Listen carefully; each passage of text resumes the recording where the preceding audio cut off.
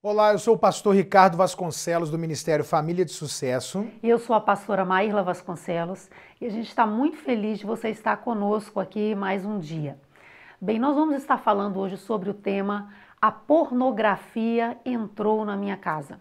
Algum tempo atrás eu fui surpreendida com a ligação de uma senhora que ela me ligou muito desesperada, dizendo: pastora, eu fui pegar o celular do meu filho e estavam com muitas fotos pornográficas. Só que o agravante é que o filho dela tinha em torno de 7 anos de idade e ela ficou assim arrasada de ter realmente se surpreendido com essa situação dentro da sua casa.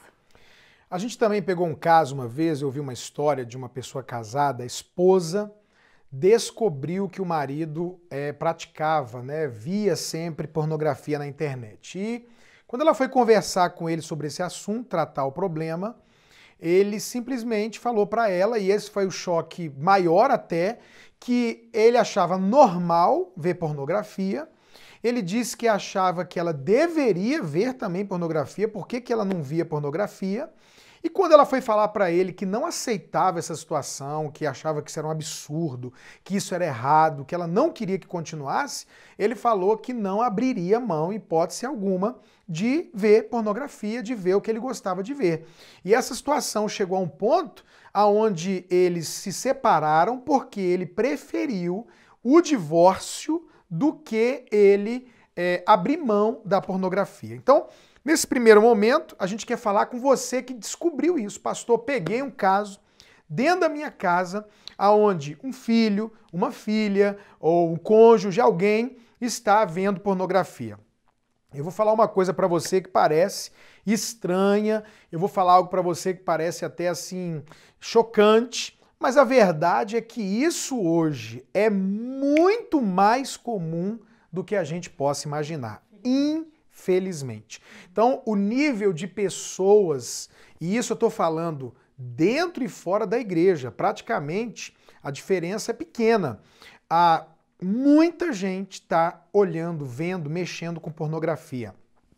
Isso está começando, como no caso que foi falado aqui, bem mais cedo do que a gente pode imaginar. Crianças muito novinhas vão mexer na internet e por influência de amiguinhos, por causa da televisão, por influência às vezes até por causa de uma palavra que é colocada numa pesquisa sem nenhuma pretensão, nenhuma intenção, abrem-se imagens e possibilidades da criança muito, muito cedo, ali por volta de 6, 7, 8 anos, já ter os primeiros contatos com a pornografia. Então, essa é uma situação bem comum, infelizmente, nos lares.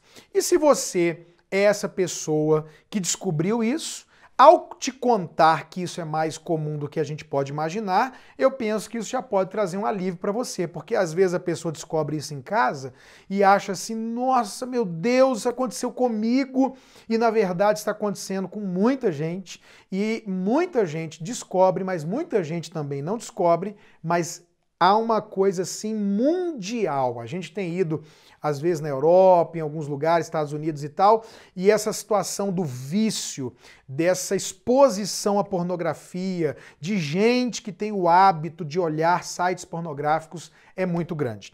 Agora, pastor, eu descobri, e dentro do meu valor cristão, ou da minha criação, ou do meu conceito, eu não admito isso, eu acho isso errado para mim, acho isso errado para minha família, para os meus filhos, enfim, para o meu cônjuge. O que é que eu faço? A primeira coisa que você tem que fazer, o primeiro ponto aqui dessa história para você é converse francamente e abertamente sobre o assunto. Então, de repente, como aconteceu nesse caso que a minha querida esposa falou, uma mãe vai mexer no celular de propósito ou não e descobre então essa pornografia, ou é uma coisa que pega do marido, descobri.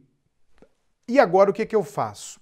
Bom, se você já descobriu e já teve uma reação, já aconteceu, daqui para frente agora é procurar conversar sobre o assunto para ver exatamente como é que a pessoa vai reagir, o que que ela pensa, porque nesse caso que eu considero, graças a Deus, que é um caso singular, não é o comum desse homem dizer, não, isso é normal, é assim mesmo, veja pornografia também, eu não abro mão da pornografia, graças a Deus isso não é o normal. O normal de uma pessoa é saber que isso é errado, é saber que isso é prejudicial, é saber que isso não é bom, não é bíblico, não é cristão, é pecado, abre porta para demônios. Então, quando a pessoa é descoberta, certamente ela vai se abrir para tentar uma ajuda e se libertar disso. Por isso que é importante não fingir que nada está acontecendo e, de fato, você ir com a pessoa no momento particular,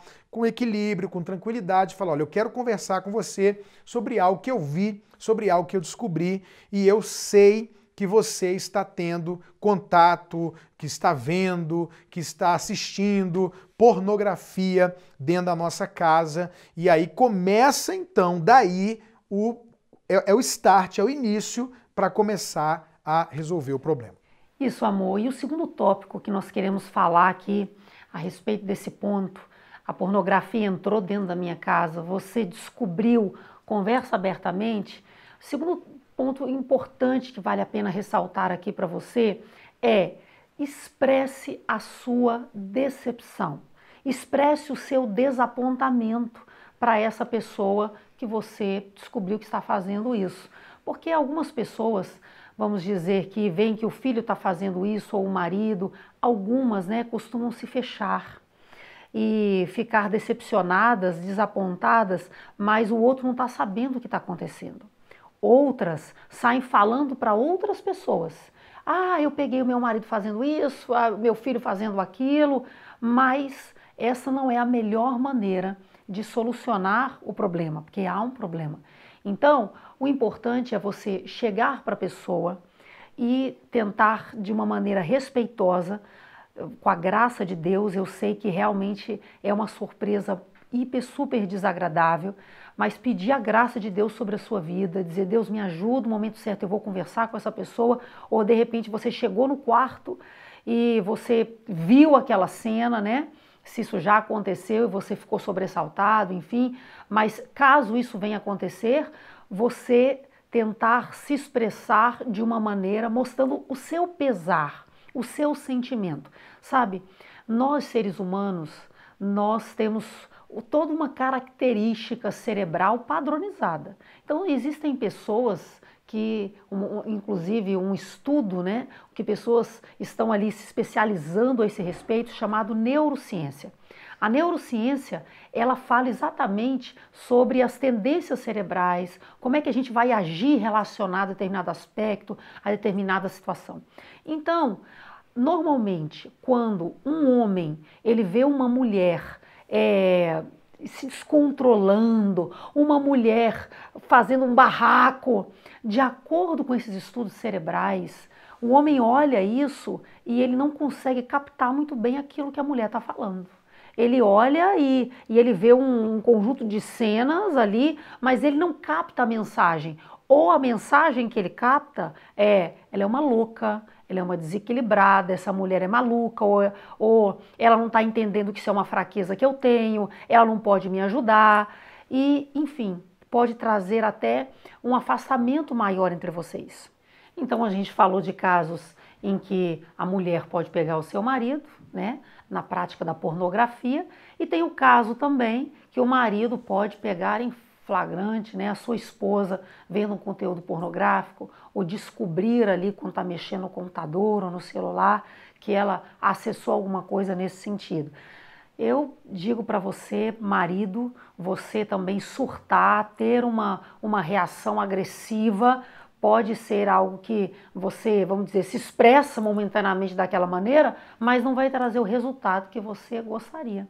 Então é muito importante, de acordo com esses estudos, nós estamos falando até da neurociência, a conversa educada, com a graça de Deus. Eu sei que eu estou falando de algo aqui que muitas vezes nós precisamos mesmo da ajuda do Espírito Santo para poder se controlar, para poder ter uma atitude sábia, uma atitude equilibrada. Porque eu sei, quando nós nos deparamos com um problema, e se você se deparar com esse problema, ou se já se deparou com esse problema dentro da sua casa, você não quer que ele piore, você quer que ele resolva. E uma maneira de resolver é você realmente expressar o seu desapontamento, falar do seu sentimento. Então, por exemplo, dizer para o seu cônjuge, né, para o seu marido, dizer, olha, eu realmente não esperava isso de você, eu estou muito decepcionada com essa atitude, falar o que você está sentindo sem diretamente acusar a pessoa, dizer você não presta, você não vale para nada, mas dizer daquilo que você está sentindo relacionado a isso.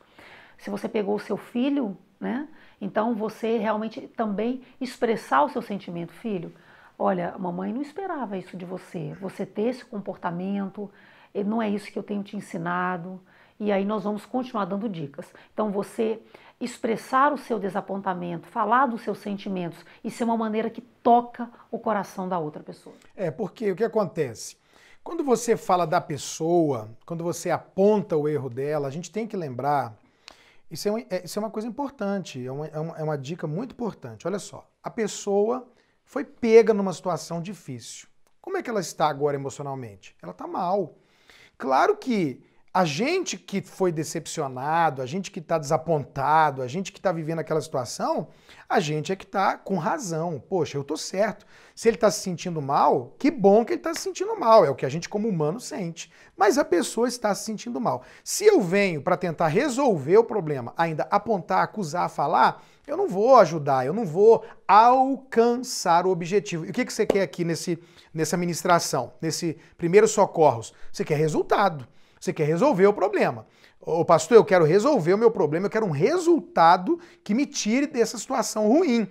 Então, para você não piorar a situação e resolver a que surgiu, você não vai falar da pessoa, porque isso não vai adiantar. Talvez vai te aliviar emocionalmente, você vai se sentir bem porque você falou e tal, mas você não vai resolver. Então você quer um resultado? Porque a gente quer resultado. O resultado é o seguinte, para eu tentar alcançar aquela pessoa e levar aquela pessoa a uma mudança, um desejo de mudança, eu vou ter que falar como eu me senti. Ó, eu quero dizer para você que ao descobrir isso, meu filho, minha filha, meu amor, ao descobrir isso, eu fiquei decepcionado, eu me senti muito mal, né? No caso de um casal, se eu descobrisse uma coisa da minha esposa, eu ia falar, por que ela está fazendo isso? Por que eu não posso, ela não consegue se sentir suprida comigo, ou ela comigo? Por que tem que ver outra mulher, outro homem, enfim?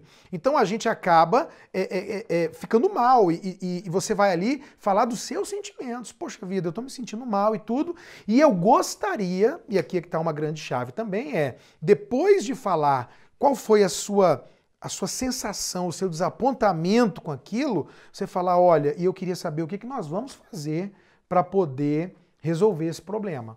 Eu quero te ouvir, porque a gente tem que fazer alguma coisa sobre isso. Não é verdade? Isso. E aí a gente já vai, né, amor, para o terceiro ponto. Que é tomar medidas práticas para resolver esse problema. Então, agora, esse terceiro ponto vai depender muito desses dois outros pontos, que é ter uma conversa aberta, franca, sincera, madura, equilibrada, como a minha esposa acabou de falar, e tratando essa questão de falar mais de você do que da pessoa. Nesse momento, o que nós esperamos é que a pessoa reagiu, é que a pessoa faz parte desse grupo maior que entende que isso está errado, que isso não é o melhor, e aí, neste momento, você vai entrar com as medidas práticas. E quais seriam essas medidas práticas?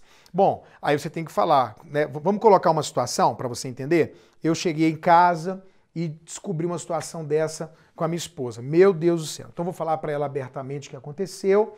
Vamos conversar sobre isso. Olha, aconteceu, peguei, tá aqui.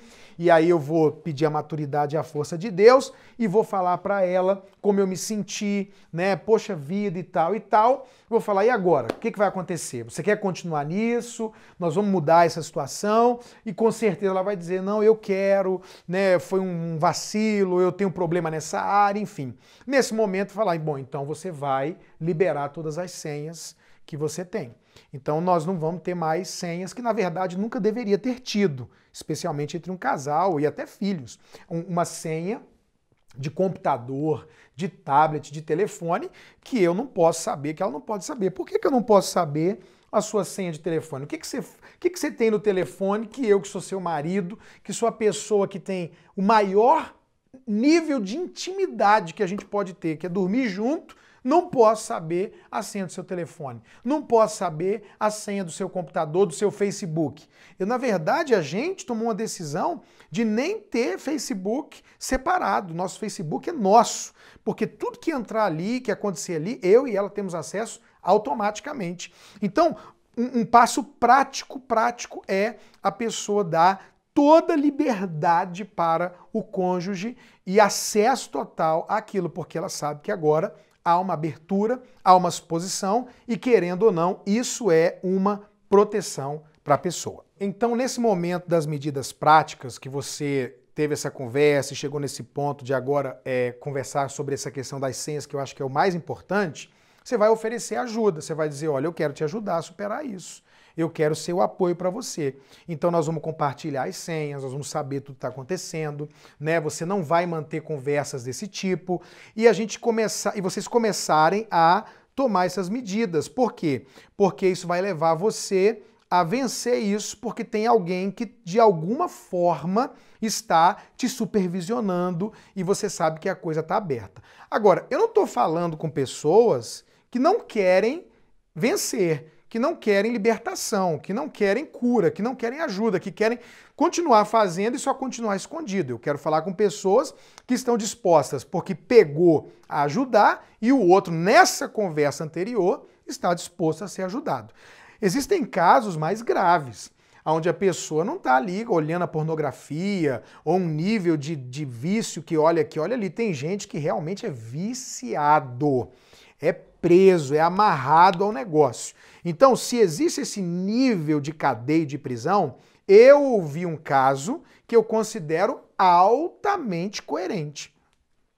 Houve esse processo com esse casal passou por esse processo, foi descoberto, teve a questão da conversa, a pessoa falou, tirou as senhas, mas o indivíduo não conseguia largar a pornografia. O que eles fizeram? Radicalizou. Ele não tinha telefone, ele não tinha computador, ele não tinha tablet, ele não viajava quando tivesse que viajar sozinho, ficar em casa, o tempo inteiro aquilo estava sendo monitorado. Ele passou, acho que alguns anos nessa situação e então ele voltou a usar o computador e aí continuou, voltou a ter celular e agora ele era uma pessoa que tinha controle, domínio e estava liberto do problema. Mas isso é muito, muito correto. Por quê? A Bíblia diz que se alguma coisa te atrapalha a entrar no reino de Deus, você deve arrancar aquilo e lançar fora. Se um computador, um celular, alguma coisa está prejudicando a minha vida, a meu casamento, a minha família e ainda abrindo brecha para demônios destruírem a minha casa, se for preciso eu vou quebrar esse computador, vender, dar, abrir mão de um telefone que tem internet, bloquear, tomar alguma medida. E agora você que descobriu é a pessoa que vai oferecer essa ajuda e trazer essas medidas práticas dependendo do nível de problema que a pessoa se encontra. E talvez, assim, amor, eu imagino, o cônjuge, ele pode perguntar, né? Mas qual o problema de eu ficar vendo essas coisas? Eu amo você, eu estou fazendo isso só para a gente se estimular, eu não tenho nenhum vínculo com essa pessoa do outro lado da tela. Mas a gente vê, a Bíblia diz que se os nossos olhos estão em trevas, o nosso corpo está em trevas. Que os nossos olhos, eles são a janela realmente da nossa alma. Então, nós precisamos estar tendo cuidado com aquilo que a gente está vendo. Se eu estou vendo algo impuro, o meu corpo todo está impuro. Então, essa é uma maneira também de conscientizar essa pessoa, aí o seu filho ou o seu cônjuge, que quer ter realmente uma família abençoada, debaixo da bênção de Deus, que isso não é um padrão cristão e que nem Deus deseja que a gente tenha, né, amor? E nós estamos falando principalmente, eu sei que o grupo de pessoas que assiste essas ministrações são especialmente pessoas cristãs que temem a Deus. Então você sabe que isso é pecado. você sabe que isso é contra a vontade de Deus, que isso abre portas e ilegalidades para demônios, você sabe que isso emocionalmente é altamente prejudicial. A gente tem lidado e conversado com um monte de gente, pessoas que têm sérios problemas quando diz respeito a casamento, na área sexual, e o problema não é nada físico, mas é a autossatisfação na masturbação, normalmente através da pornografia, né? Então a pessoa se satisfaz e outra coisa, cria um padrão irreal de corpo, de sexo e etc.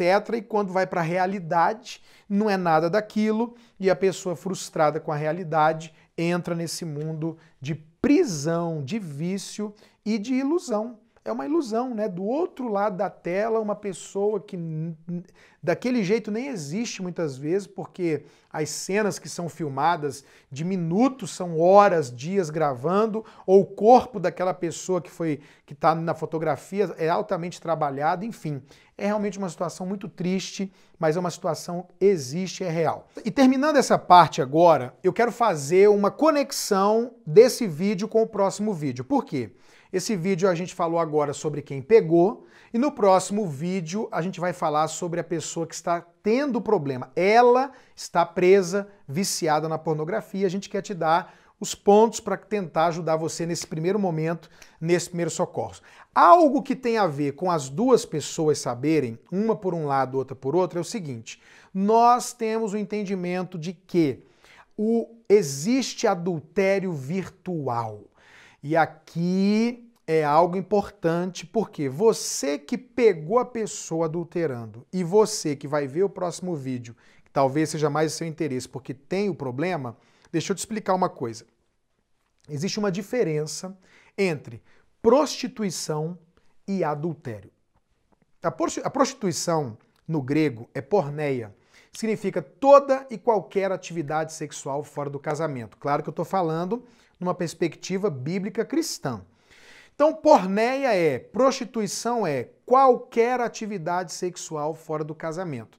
O adultério é quando eu tenho um relacionamento com outra pessoa que não é o meu cônjuge. Então, pode surgir uma dúvida e eu quero trazer um esclarecimento para os dois. Pastor, eu peguei meu marido vendo pornografia. Ele está lá vendo coisas pornográficas. Isso é adultério? Não, isso não é adultério. Isso é pornografia. Ele está vendo mulheres nuas, homens nus, vendo coisas que ele não deveria ver, mas ele não tem um relacionamento com aquela pessoa. Se a gente partir para essa linha e radicalizar e levar a coisa ao pé da letra, quando Jesus disse só de você olhar com intenção impura já adulterou no coração, então quem não adulterou está todo mundo liberado para separar, não é esse o caminho. O adultério que dá essa legalidade, e mais uma vez eu preciso dizer que não posso me aprofundar no assunto aqui, porque nós estamos falando de primeiros socorros. Tem que ler o livro, tem que estudar sobre o assunto. Mas em Mateus 19, Jesus diz, a exceção para o divórcio e novo casamento, a permissão de separar e não estar nessa situação é o adultério. Então, o adultério aqui tem a ver com você se envolver com alguém. Se a pessoa tem o hábito de ficar vendo coisas, ela não está envolvida com ninguém, isso não justifica um divórcio, não justifica uma separação e novo casamento. Isso é um problema que tem que ser resolvido. Ele está lutando, ela está lutando com a pornografia. Agora, se a pessoa está tendo um relacionamento pela internet, aí é adultério. Sexual, né, amor? Por exemplo, ou até emocional. Se a pessoa começou a conversar com alguém e começou, claro que enquanto está no nível da amizade e do que a gente chama de adultério de alma, que é um envolvimento emocional antes do ato sexual, mas qualquer tipo de sexo virtual é adultério. Então, não pense você que pelo fato de não estar fisicamente com a pessoa, por quê? Eu também tenho que te falar uma coisa que é comum. As pessoas se masturbam olhando pela internet uma outra, mostram a nudez um do outro, a pessoa se mostra nua, o outro se mostra nu, se masturbam, trocam palavras, falam coisas. Esse é uma realidade dos dias de hoje. Isso se chama sexo virtual. Então, se tem um relacionamento com a pessoa, um sexo virtual, isso caracteriza adultério e permite à pessoa que foi traída o divórcio e o novo casamento, ok? Então, isso é muito importante ser falado, porque essa palavra é uma conexão entre os dois vídeos, porque tem tudo a ver com os dois. Você achando, de repente, que está vendo pornografia e daqui a pouco começa um relacionamento com alguém e começa a ter sexo virtual, como é chamado, sexo virtual, isso é adultério. Pornografia não se caracteriza adultério porque não houve um relacionamento com a pessoa. Inclusive, amor, eu me lembro de uma situação que nós tivemos aqui, que tivemos que tratar um caso de um marido que descobriu que a sua esposa havia feito um fake, quer dizer, uma identidade, né, falsa no Facebook, e ela no Facebook se apresentou como homem, colocou a imagem de um homem e começou a se relacionar com uma mulher do outro lado da tela. E seja com uma mulher ou com um homem, houve um relacionamento sexual e isso caracterizou adultério. Adultério, exatamente. Mas no próximo vídeo, então, a gente vai estar continuando falando sobre esse assunto. A pornografia entrou na minha casa, só que falando na perspectiva da pessoa que tem problema nessa área. Por exemplo, ela pode chegar a afirmar: eu sou viciado em pornografia. Então, os próximos conselhos serão esses. Acompanhe aí com a gente. Até lá!